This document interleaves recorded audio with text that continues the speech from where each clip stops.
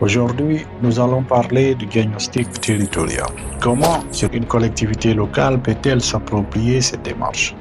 Pourquoi un diagnostic territorial?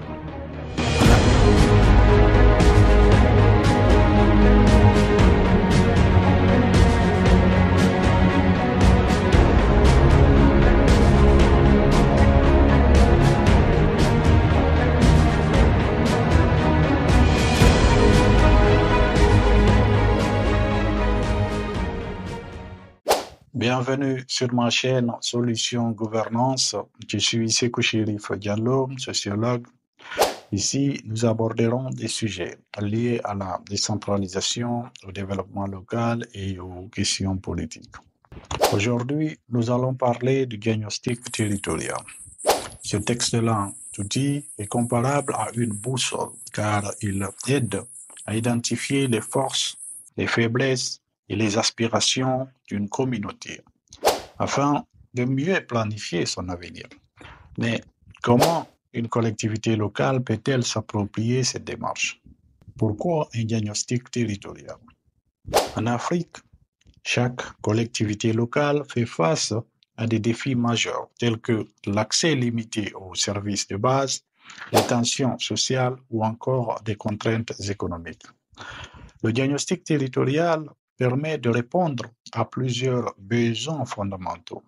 Tout d'abord, il offre une compréhension approfondie du territoire en mettant en lumière ses atouts comme des terres fertiles ou encore une forte solidarité communautaire, mais aussi ses faiblesses comme des infrastructures défaillantes et des conflits locaux. Il donne la parole aux habitants pour qu'ils puissent exprimer leurs priorités et leurs attentes. Le diagnostic fournit aux élus et aux leaders une base solide pour prendre des décisions et élaborer des projets concrets, qu'il s'agisse d'améliorer l'éducation ou de résoudre des tensions communautaires. Enfin, le diagnostic territorial contribue à renforcer la cohésion sociale en créant un espace de dialogue inclusif où habitants, associations, commerçants, agriculteurs, éleveurs et autorités peuvent échanger. Le processus de diagnostic territorial se décline généralement en 5 étapes structurées pour engager la communauté et aboutir à des résultats tangibles. Prenons Gawal, une commune urbaine en Guinée, comme exemple, pour illustrer ces étapes et les problématiques qu'un tel diagnostic peut aider à identifier et résoudre. À Gawal, par exemple, 4 problématiques principales préoccupent les habitants. Un faible accès au marché pour les agriculteurs, des conflits récurrents entre éleveurs et agriculteurs, un manque d'enseignants qualifiés suffisants et des routes qui deviennent impraticables en saison des pluies. Voyons maintenant comment le diagnostic s'y prend pour aborder ces enjeux. Cette première étape invite à une réflexion fondamentale sur la raison d'être du diagnostic. À Gawal, les habitants souhaitent réduire les pertes agricoles, apaiser les tensions entre éleveurs et agriculteurs, améliorer la qualité de l'éducation et mettre fin à l'isolement causé par les routes dégradées. L'objectif est donc clairement défini. Analyser ces problèmes pour proposer des solutions adaptées et durables. Le périmètre du diagnostic est établi pour couvrir l'ensemble de la commune urbaine, en se concentrant par exemple sur des zones comme le centre-ville, les hameaux agricoles et les zones de pâturage. Et 4 thèmes principaux sont identifiés: l'agriculture, les conflits sociaux, l'éducation et les infrastructures. Les acteurs clés sont identifiés, incluant par exemple les chefs traditionnels, les associations des femmes, les associations des jeunes, les éleveurs, les agriculteurs, les enseignants, les parents d'élèves et les élus communautaires. Pour garantir une représentation équilibrée, un comité de pilotage est formé, intégrant un agriculteur, un éleveur, une enseignante et un jeune leader local. Les moyens nécessaires sont mobilisés, ce qui implique par exemple le soutien d'animateurs communautaires formés par une ONG partenaire, par exemple. Un budget modeste pour couvrir les frais et un calendrier précis est établi. Cette étape est importante pour éviter les écueils comme des objectifs irréalistes ou des tensions au sein des groupes. L'étape suivante consiste à recueillir des informations pour appréhender les problématiques identifiées. À Gawal, cela combine la collecte des données quantitatives et des données qualitatives. Sur le plan quantitatif, on peut chercher des chiffres comme le pourcentage de pertes agricoles, le nombre d'incidents entre éleveurs et agriculteurs, le taux de scolarisation ou encore le nombre de jours où les routes sont impraticables. Ces données, souvent tirées des registres communaux ou d'ONG, sont complétées par des informations qualitatives obtenues grâce à des méthodes participatives adaptées au contexte. Une méthode comme le porteur de parole, par exemple, organisée au marché hebdomadaire, permet de recueillir les perspectives et les besoins des habitants, qui ainsi, les agriculteurs peuvent expliquer les difficultés rencontrées pour vendre leurs récoltes, tandis que les éleveurs soulignent le manque de pâturage les obligeant à traverser les champs cultivés. Des rencontres avec les parents d'élèves révèlent les raisons de l'abandon scolaire, notamment le manque d'enseignants formés. Une fois les données collectées, l'analyse collective permet d'identifier les enjeux prioritaires. À Gawal, le comité de pilotage organise une réunion où agriculteurs, éleveurs, enseignants, femmes, jeunes, chefs traditionnels et élus se rassemblent.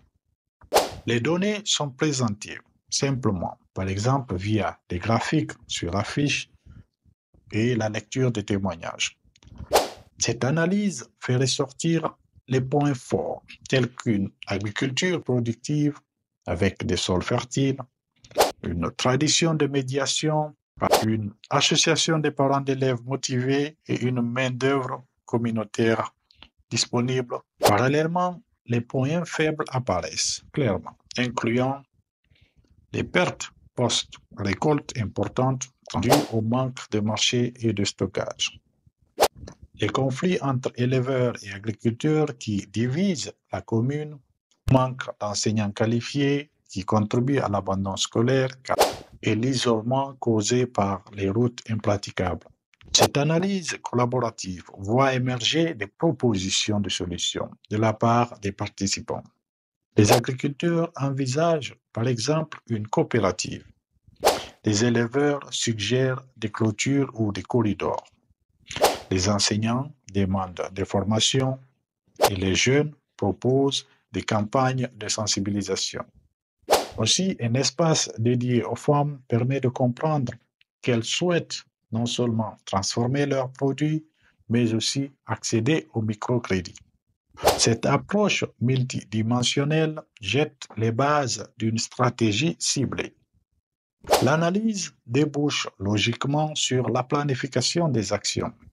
À Gawal, 4 objectifs prioritaires sont définis.